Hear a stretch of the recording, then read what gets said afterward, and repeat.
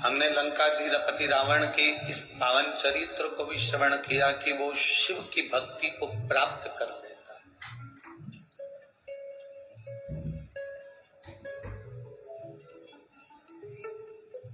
शंकर क्या नहीं दे देते, शिव क्या ना प्रदान कर देते। बस हम सुख की कामना में घर बदल कर देख लेते हैं, हम सुख की कामना में अपनी दुकान बदल कर देख लेते हैं, हम सुख की कामना में अपना व्यापार बदल कर देख लेते हैं, हम सुख की कामना में अपने वस्त्र बदल कर देख लेते हैं। शिव महापुराण की कथा कहती है, सुख की कामना में घर बदल कर देख लिया, व्यापार बदल कर देख लिया, वस्त्र बदल कर देख लिए, दुकान बदल कर देख ली। अब एक बार सुख की कामना के लिए अपना दिल चित्त बदल कर देखना, सुख अपने आप मिल जाए।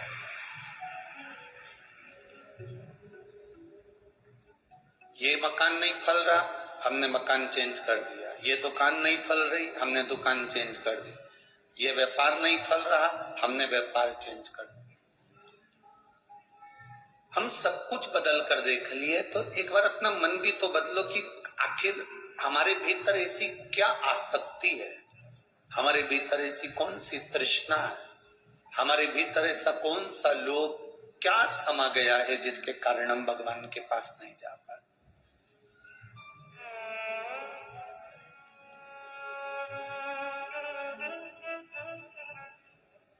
जब हमारे भीतर से हमारे चित्त को हम बदलेंगे, हमारे मन को हम बदलेंगे, हमारी बुद्धि को, हमारे चिदानंद को हम बदलेंगे, हमारे मन को थोड़ा सा बदलने का प्रयास करेंगे।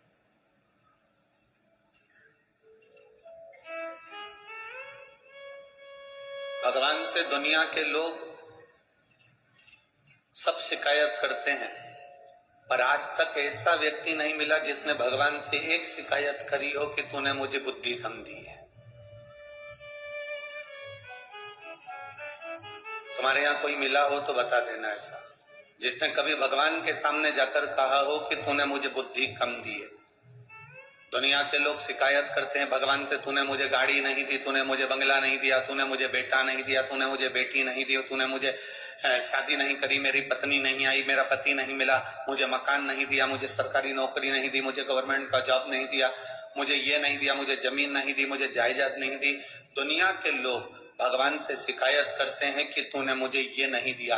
आज तक ऐसा शिकायत करने वाला पूरी दुनिया में नहीं मिला जिसने भगवान से कहा हो कि तूने मुझे बुद्धि कम दी, क्योंकि सब अपने आप को श्रेष्ठ बुद्धि वाला मानते हैं, कोई अपने को बुद्धि में कमजोर नहीं मानता।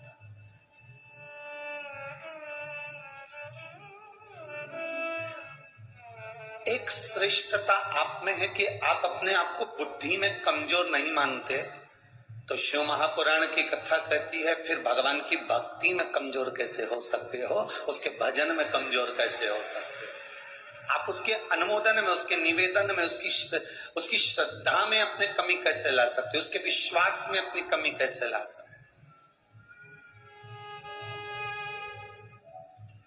हम अपने भरोसे को प्रबल क्यों नहीं बना पाते।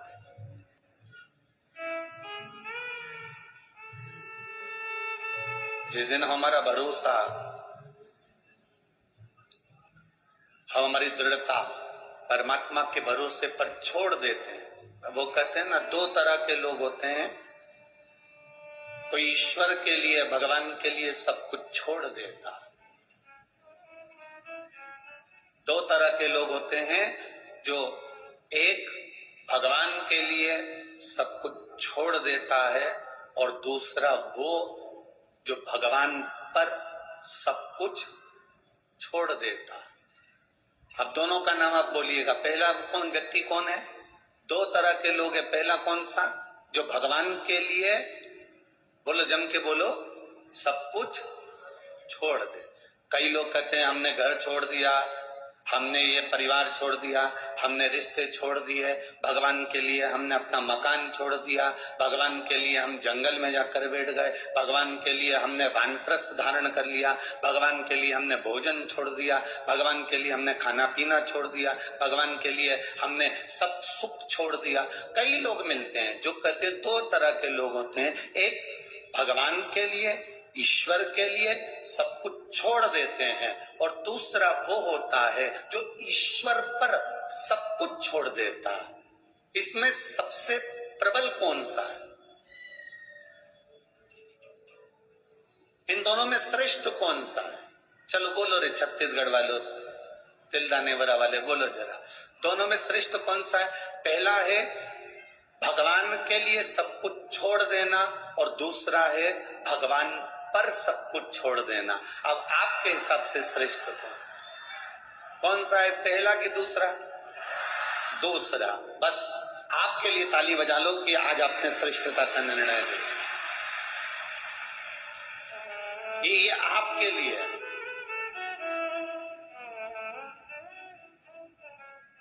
शिव महापुराण की कथा कहती है, हम भगवान के लिए सब कुछ छोड़ दिए, छोड़ने के बाद भी हम जंगल में जाकर बैठ गए, वन में जाकर बैठ गए, गंगा जी के तट पर जाकर बैठ गए, और उसके बाद भी माँ बैठने के बाद भले तुमने छोड़ दिया, उसके बाद भी तुम्हारा मन घर की याद कर रहा है, परिवार याद आ रहा है, मेरी बहू ना जाने कैसी होगी, मेरा पोता ना जाने कैसा होगा, मेरा बेटा ना जाने कैसा होगा, तो फिर भगवान के लिए तुम छोड़े तो फायदा कौन सा हुआ?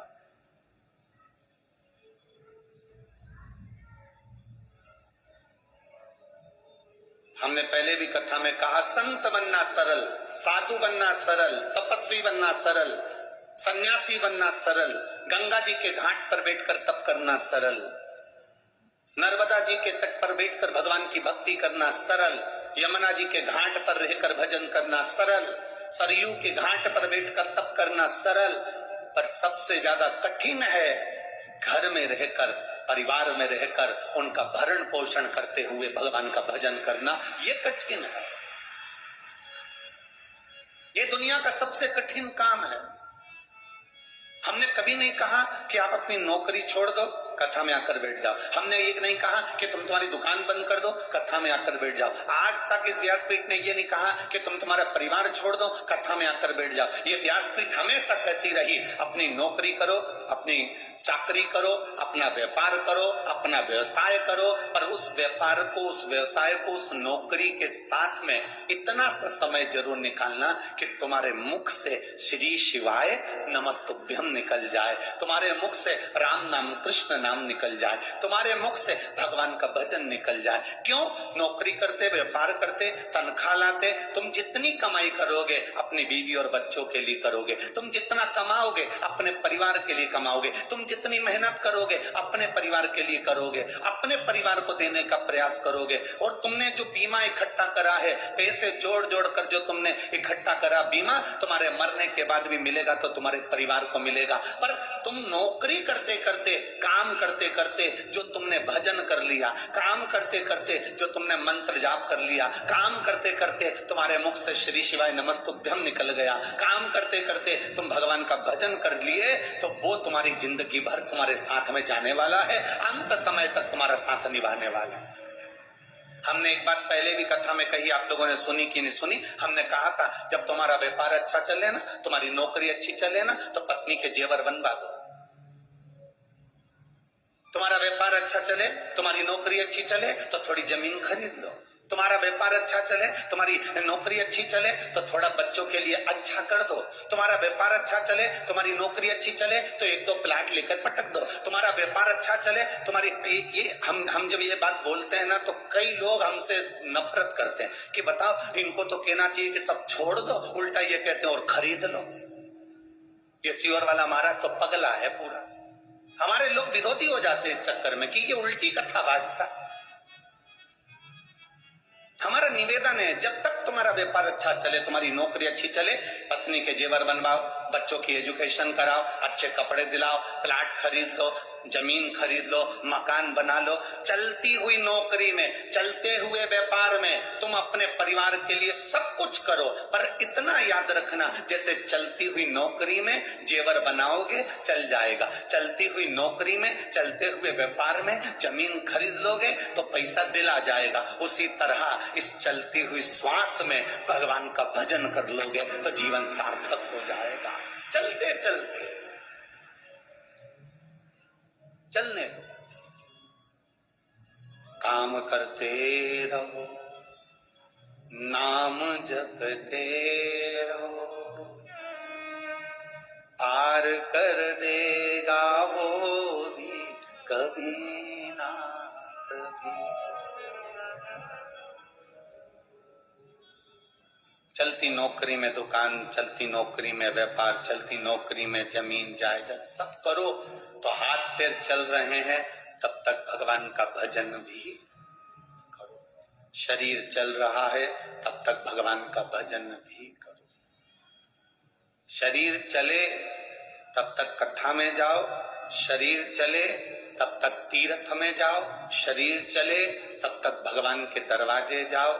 और बहुत याद रखना, दो चीजें स्मरण में रखें, तुम्हारे घर में चले तब तक सारे दान पुण्य कर लो, और जब तक शरीर चले तब तक कथा सुन लो, तब तक तुम्हारी मर्जी पड़े जहां जाओ। शरीर चले तब तक इस शरीर का सदुपयोग करो, शरीर चले इस शरीर का सदुपयोग करिए। इस शरीर को गलत जगह पर मत भेजो, इस शरीर को गलत व्यसन में मत ले जाओ, इस शरीर को गलत जगह पर लेकर मत जाओ। कहां मदिरा पान में, कहां मांसाहार में, कहां वेश्यावृत्ति में, कहां जुए में, कहां चरस में, कहां अफीम में, कहां गांजे में, कहां इस शरीर को लेकर जा रहे हैं, कहां इस शरीर को पहुंचा रहे हैं। मैं छत्तीसगढ़ पुलिस को और इस हेलो जिंदगी रायपुर पुलिस को धन्यवाद देना चाहूंगा, जिन्होंने पहल कर रखी है नशा मुक्ति के लिए, नशे की रोक के लिए।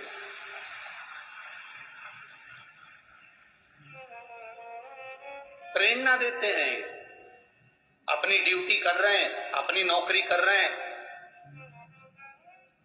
और मैं कहना चाहूंगा कि केवल छत्तीसगढ़ रायपुर की पुलिस को देखकर पूरे भारत देश की पुलिस को ये अपनाना चाहिए कि पुलिस का कर्म करते करते भी एक नशा मुक्ति का एक अलग लक्ष्य लेकर चलना चाहिए, जिससे भारत की भूमि की माताएं स्वतंत्र रूप से आनंद के साथ अपने घर में रह सके।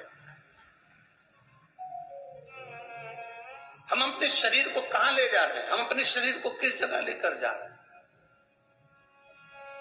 हम अपने शरीर को किस स्थान पर लेकर जा रहे हैं। और केवल ये छत्तीसगढ़ पुलिस का फर्ज नहीं, रायपुर पुलिस का फर्ज नहीं, आपका भी फर्ज है कि आप व्यसन करने वालों को रोक सकते हैं और उनको सतमार्ग की ओर लेकर जा सकते हैं। ये अपना भी फर्ज है। एक बार रायपुर छत्तीसगढ़ की इस पुलिस प्रशासन के लिए, जिन्होंने हेलो जिंदगी का एक आनंद लेते हुए संपूर्ण क्षेत्र में अपने नशा से लोगों को दूर करने का प्रयास किया, दूर करने,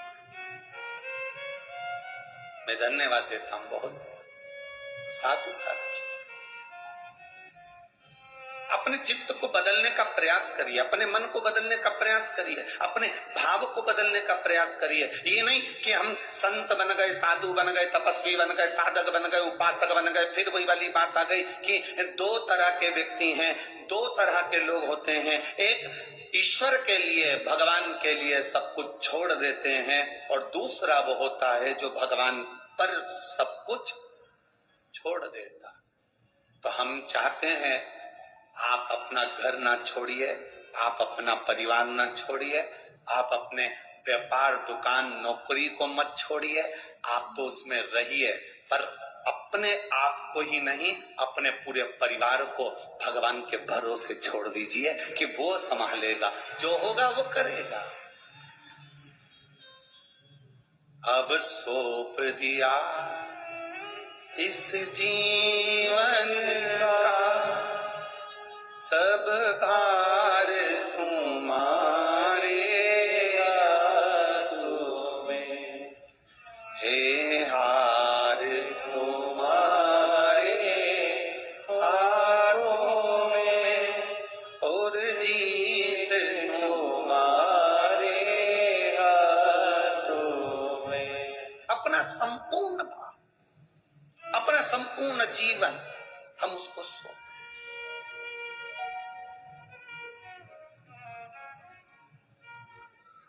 अपने संपूर्ण जीवन को हम परमात्मा पर सौंप दें।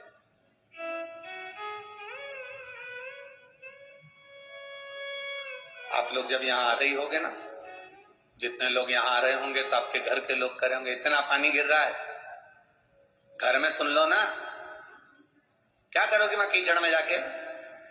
अकल वकल नहीं है क्या तुम्हें? समझ नहीं पड़ती क्या तुमको?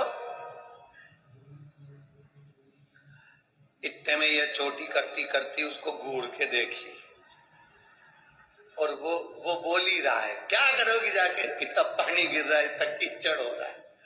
और वो चोटी करती करती फिर उसने पल्लू पे लिया, पेंसिल से लाइन खींची और डब्बा भर गया और बिंदी लगा के और रुमाल उठा के, रुमाल में थोड़ी सी सुपारी रख के इसलिए लाई, कहीं बोर होंगी तो मुंह में खत्म, सुपारी रख के और फिर चली। अब इसने अपने मना करने वाले बेटे से और परिवार वाले से, चल मेरे को छोड़ के आ, हम नहीं जाए, पानी गिर रहा है।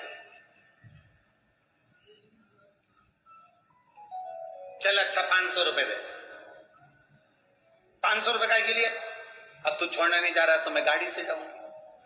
इतने में बोला चलो मैं छोड़ देता हूं, और फिर छोड़ के फिर बोला इतना कीचड़ हो रहा है, मां कहां जा रही, दिक्कत कीचड़ हो रहा है, तू जा, अब मैं चली जाऊंगी, तू जा। आ रही थी, फिर मां रास्ते में जहां उतारा, मां 2-3 इसकी बेस्ट फ्रेंड मिल गई।